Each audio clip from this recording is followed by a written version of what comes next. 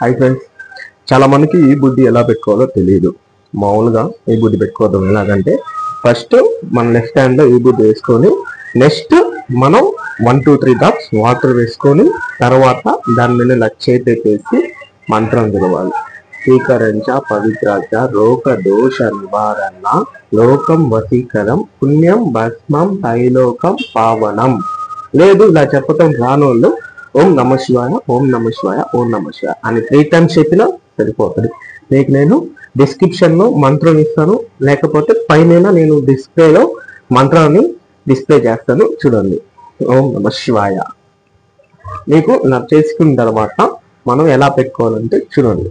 first ఈ finger తీసుకొని next ఈ ఫింగర్తో ఇలా తీసుకొని తర్వాత ఇలా తీసుకొని ఈ రెండింటితో ఇలాగ అనుకొని తర్వాత దీంతో ఇలాగ అనుకుంటే అది